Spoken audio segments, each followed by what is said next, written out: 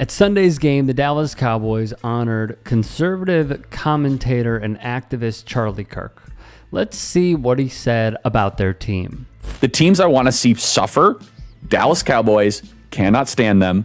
Man, JD Vance must be a Bengals fan. That has to be hard. What NFL team do you hate the most?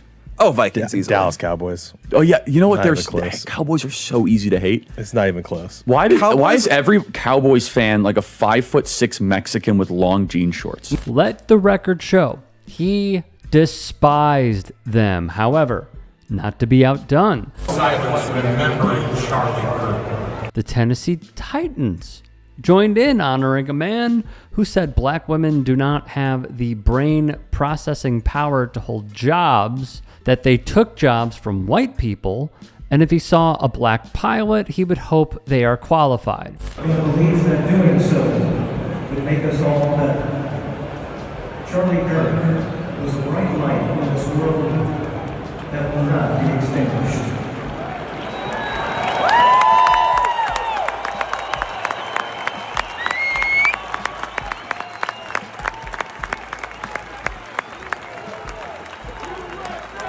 USA! USA! USA! USA! USA! USA! The New York Jets also followed suit, a town that Kirk utterly despised and frequently called immigrants who came there an invasion on Western territory. The Jets would even play a message from his widow, Erica Kirk, which many made their feelings known on. The Chicago Cubs did the same as well. For the record, like Kirk, I am a supporter of this team. What gets me, for one, is the sheer, utter hypocrisy in all of this. Why are these sports teams honoring Charlie Kirk when we were told that politics has no place in sports? When Kaepernick took a knee to protest police brutality, wrote Kobe, and guess what? He's right. The second is this. While the moment of silence may have been well-intentioned, the National Football League's decision to honor Kirk ultimately sidelined those most harmed by his racism. The black players, who make up nearly 2/3 of the league, along with the coaches and staff across teams and at league headquarters, wrote Kareem Zidane on his Substack, Sports Politica, which you should absolutely check out. Some of Kirk's hits, as outlined by Vernelia Randall.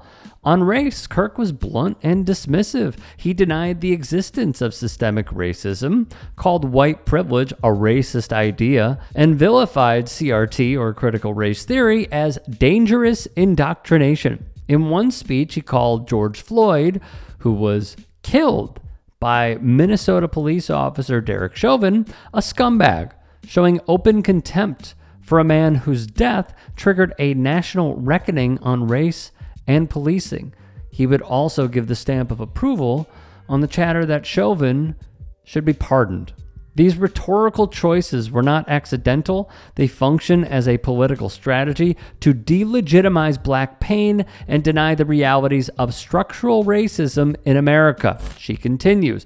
Inside TPUSA, Turning Point USA, his organization, the culture would reflect the same hostility.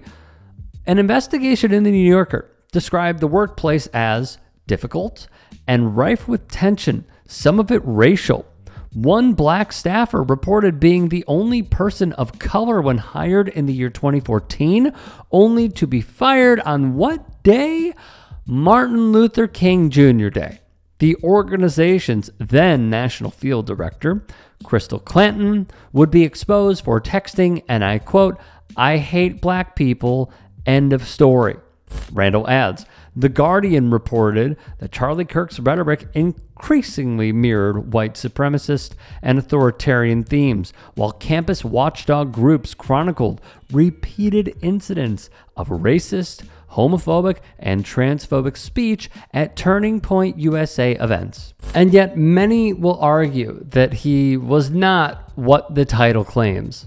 Then, why does a clear supporter of his, UFC fighter AJ Cunningham, share this photo of a Nazi propagandist Joseph Goebbels with the caption, "My face when I hear someone say we must come together and unite"? For what it's worth, he is winless in Dana White's Ultimate Fighting Championship.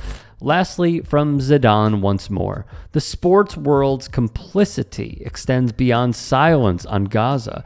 Patriotic pageantry, from National Football League military tributes to over-the-top displays of flags and anthems, often glorifies nationalism and unquestioned allegiance, reinforcing the same us versus them worldview that Kirk champions. This is not the romanticized vision of sports as a level playing field where everyone belongs. It's a battleground where billion-dollar leagues choose sides, and more often than not, they choose Charlie Kirk's. Sports don't transcend politics, they enforce them. And the politics they enforce are the politics of division, nationalism, and exclusion. So, where to even begin here?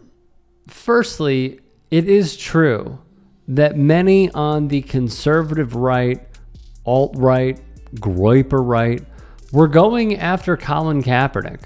We're going after Martellus and Michael Bennett.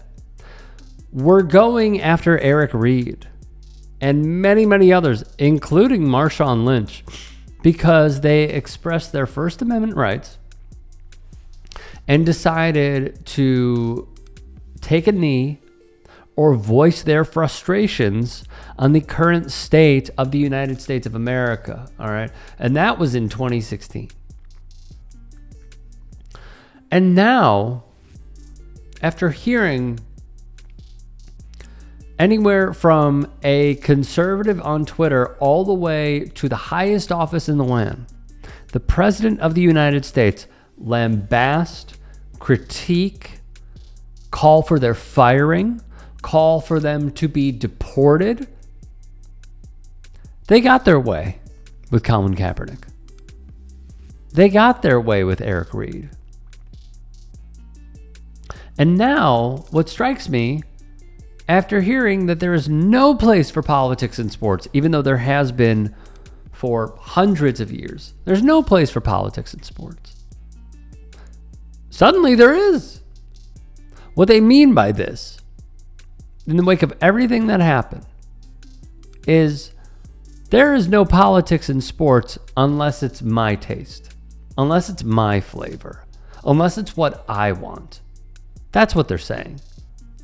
It's not about bringing, ideas together and coming to an understanding. No. It is an overt fascistic way of approaching this by saying, either do what I say and go along with us, or we will cause a tizzy. And I find that to be completely irrational and unjustifiable. Secondly, and I've said this over and over and over and over again, and I will continue saying it over and over and over again. What happened to that man is awful. No one should pass because of a belief. Violence has been ramped up, and they will blame the left, and they will continue blaming the left. But let's be clear. There are statistics and data that shows, even published by Congress, you can go to congress.gov and check this out, that 75% of the violence comes from the right. There's a reason for that. It's because they can never seem to get their way politically, and they always want to have a boogeyman. It is a political strategy that they will continue to put out over and over and over again until there are some people that are like, hey, maybe they lied to us, which is a tall task, of course, an incredibly tall task. Third, what also just really gets to me is that this guy flat out hated what the National Football League did. He called for their antitrust exemption to be revoked, which there is certainly an argument for it, but not in his way of thinking. He went after NFL fan bases. And as Kareem Zidane wrote, he put the target on black athletes no matter the sport. That's what he did. He despises New York. He despises the Dallas Cowboys. And those are teams that are honoring him. I mean, I feel like for any sane person that is watching this, you feel like you are living in an alternative reality when really it's just always been the United States of America.